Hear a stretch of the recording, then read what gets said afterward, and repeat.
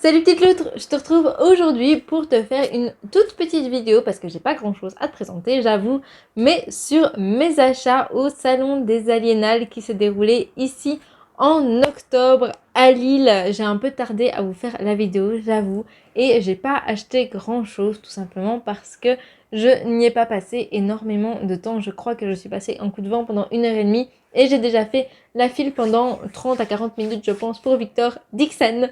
Donc voilà, mais j'avais vraiment envie de le rencontrer. C'est un auteur que j'apprécie beaucoup et j'avais envie de me procurer le tome 3 de Vampiria et de le faire dédicacer. Donc voilà, c'est chose faite.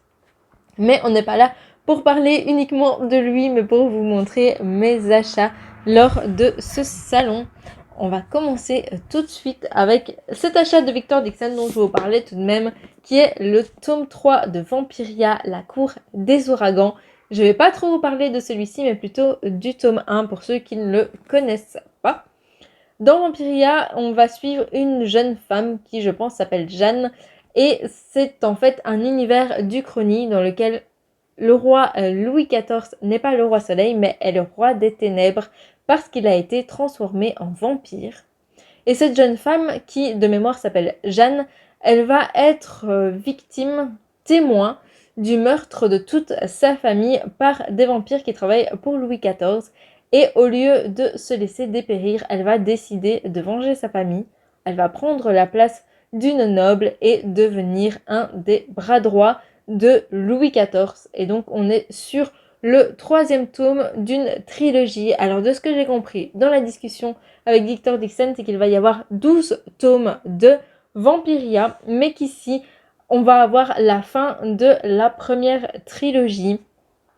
Et donc je suppose que la suite mettra en scène d'autres personnages ou les mêmes personnages avec d'autres histoires, je ne sais pas. Mais en tout cas, on devrait avoir la fin de cette trilogie dans ce tome 3 qui est vraiment épais, c'est une grosse brique, mais j'ai hâte de pouvoir le découvrir et de vous donner mon avis sur cette trilogie qui, je n'en doute pas, sera un coup de cœur pour moi. Un autre livre de Victor Dixon que j'ai acheté, il s'agit de cette BD de Vampiria. Je vais essayer de vous la montrer sans qu'on voit la ring light derrière.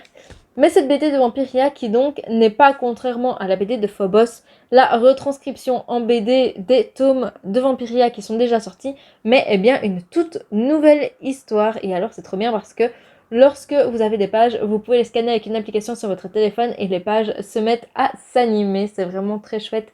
Et ici, je l'ai fait dédicacer aussi, mais pas pour moi. Je l'ai fait dédicacer pour mon compagnon qui est resté bloqué à l'hôtel à cause de sa cheville parce qu'il s'est tordu la cheville dès qu'on est arrivé en week-end. Et donc, vous voyez ici la dédicace de Victor Dixon qui a été super gentil. Et ça a été un plaisir pour moi de le rencontrer. Vraiment, c'est quelqu'un de très très gentil, de très très souriant. Vraiment, ça a été un plaisir de le rencontrer. Et c'est tout pour Victor Dixon, je n'ai pas craqué sur d'autres livres, sachant que j'en ai lu déjà beaucoup, mais qu'un jour j'aimerais terminer le cas Jack Spark parce que j'ai lu les 2 premiers et je me suis arrêtée, j'ai jamais lu le 3e et en plus le 4e n'est plus trouvable, à part en e-book je pense, et donc j'aimerais vraiment terminer le cas Jack Spark un jour et j'aimerais me lancer dans Animal qui est une de ces sagas que je n'ai pas encore eu l'occasion de lire. Mais on va s'arrêter là pour Victor Dixon, puisque le sujet de la vidéo n'est pas cet auteur, mais bien de vous montrer mes achats aux Aliénales. Et j'en ai donc profité pour aller voir un deuxième auteur. Oui, il n'y aura que 2 auteurs dans cette vidéo. Mais un deuxième auteur qui est Ariel Holz et qui est vraiment aussi un auteur coup de cœur qui est super sympa à aller voir en salon. Et j'ai donc acheté Pénombre ici. Dans Pénombre, si j'ai bien compris, c'est un univers où les ténèbres vont infecter les terres d'Astravia. Et donc, ils vont empoisonner les vivants, mais ils vont aussi...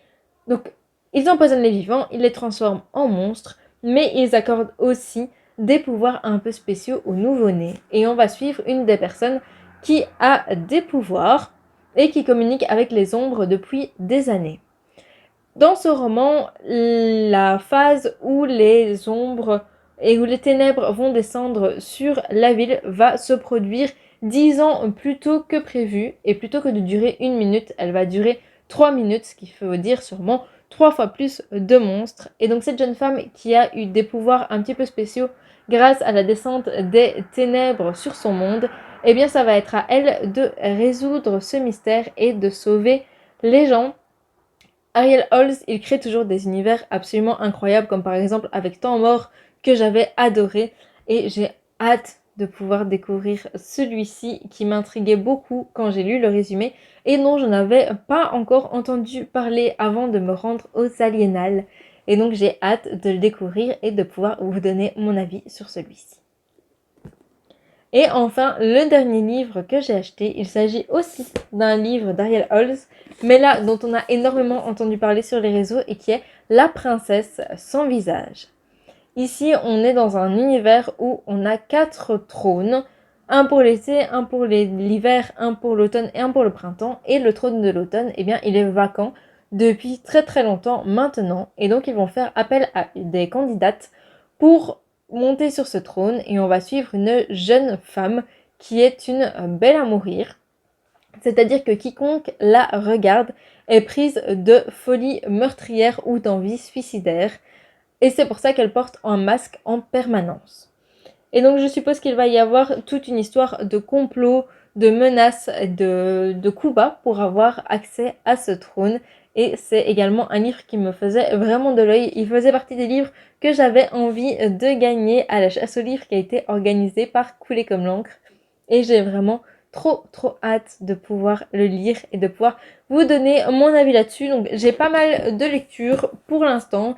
J'ai pas mal de livres que j'ai reçus, notamment de Pitchton Roman que j'ai acheté ici aux Aliénales. Et donc je vais commencer un no-buy qui est censé se terminer en fin janvier. Donc je vous dirai sur Instagram si j'ai réussi à tenir le coup ou pas. Et en attendant, moi je compte sur vous pour me dire en commentaire si un des livres que je vous ai présenté vous tente. Je compte sur vous pour vous mettre un petit j'aime à la vidéo et pour vous abonner ou pour vous abonner à mon compte Instagram. Et en attendant, moi je vous embrasse et je vous dis à la semaine prochaine.